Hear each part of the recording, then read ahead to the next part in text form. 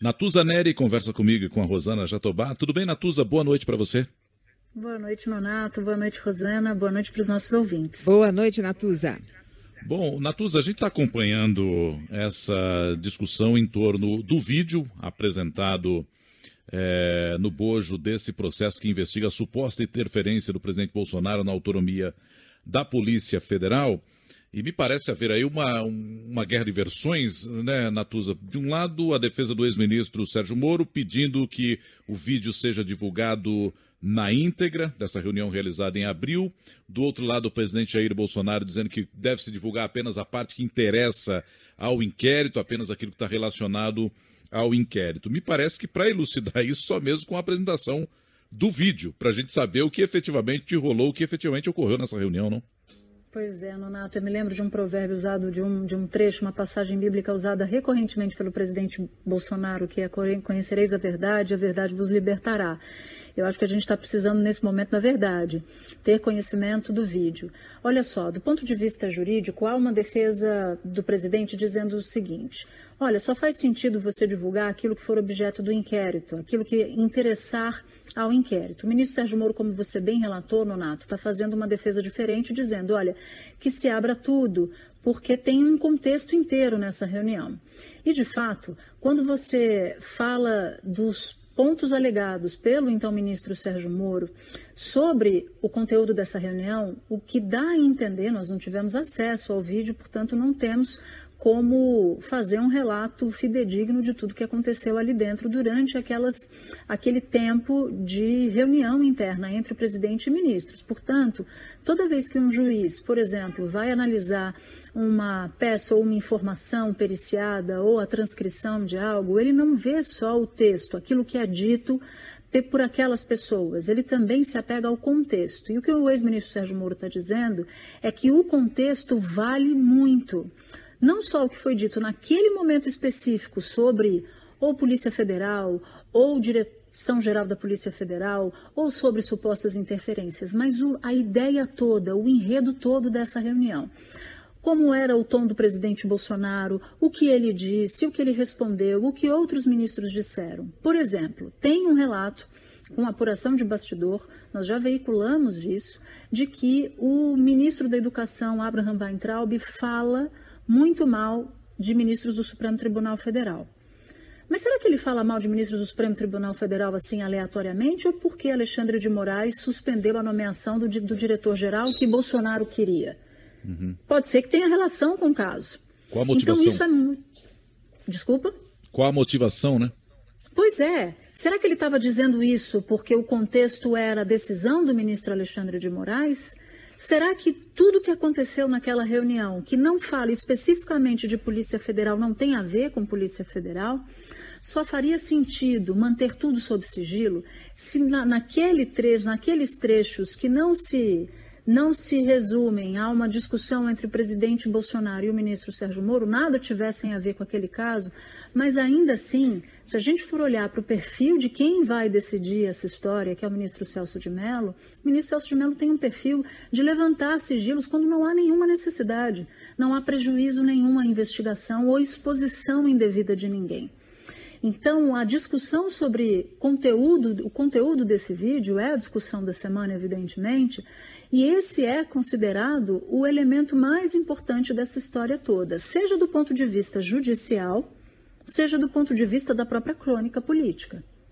Natuza, queria sua análise sobre a situação do Procurador-Geral da República, Augusto Aras, porque há um temor, a despeito de todos esses indícios, de que ele possa arquivar o inquérito alegando que não viu crime de responsabilidade. E nos bastidores está correndo a informação de que ele estaria de olho numa vaga no Supremo Tribunal Federal. O que é que você diz sobre isso?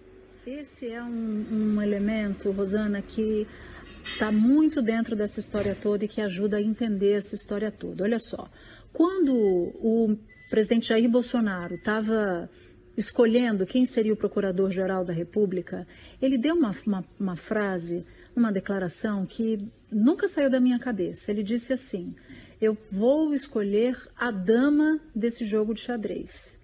A dama é a peça de maior valor relativo do jogo, é a peça mais importante ali para garantir a proteção do rei, para evitar que o rei tenha um xeque-mate. Logo, quando ele estava no processo de escolha, ele fez um filtro muito bem feito. O presidente Bolsonaro não gosta de divergência. O presidente Bolsonaro gosta de aplauso e que as pessoas estejam nitidamente, claramente com ele. É assim em todas as áreas de governo. Por que que ele escolheria um procurador-geral que fosse extremamente independente? Com isso, eu não estou dizendo que o Procurador-Geral da República não o seja. Eu só estou dizendo que o modelo que estava na cabeça do presidente era um modelo de alguém que fosse jogar a favor do presidente. O Procurador-Geral da República é uma peça muito poderosa em qualquer tabuleiro, porque é ele quem tem o poder de denunciar o presidente da República. Então, a escolha não poderia ser uma escolha qualquer. Tanto que o Michel Temer, o ex-presidente Michel Temer, escolheu Raquel Dodge, porque passou ali pelos tempos de Rodrigo Janot, na Procuradoria-Geral da República, tanto que o presidente Bolsonaro escolheu alguém com quem ele não tinha intimidade, que era o Augusto Aras, mas que demorou bastante tempo rascunhando para saber qual era o perfil dele. Hoje, nos bastidores, todos dizem que o presidente da República teria, sim, disposição de indicar Augusto Aras para o Supremo Tribunal Federal. Ao longo do período presidencial dele, ele terá 2 indicações para fazer para o Supremo Tribunal Federal. Uma agora na vaga do Celso de Mello e outra em 2021, salvo engano.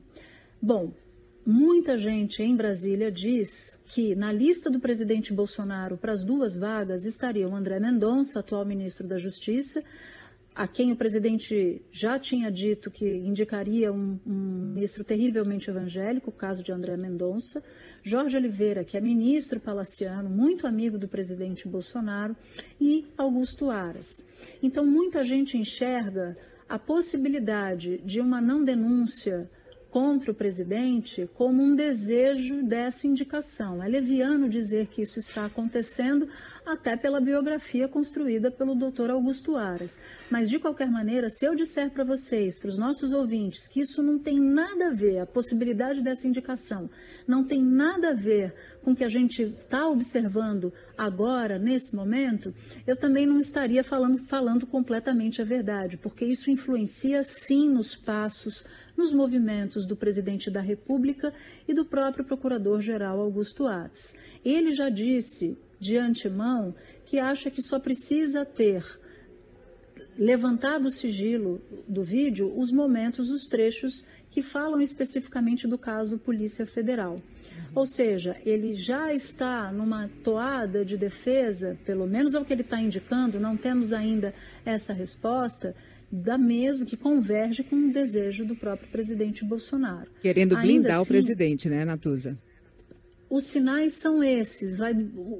Contrariar esses sinais, Rosana, vai ser o grande desafio do Procurador-Geral da República.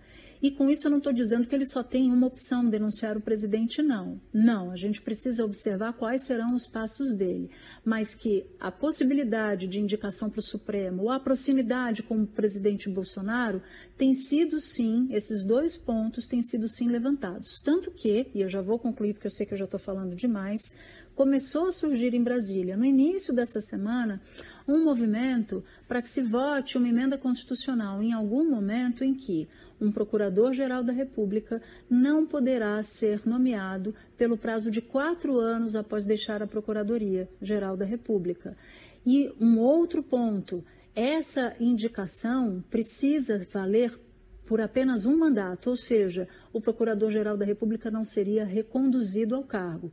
Pelo princípio de que, se você está no cargo de 2 anos, um mandato de 2 anos de Procurador-Geral da República, você pode usar aquela função ou para perseguir ou para proteger. Mas na hipótese de proteger, o que também não pode, assim como não pode perseguir, seria uma proteção em troca da recondução do cargo.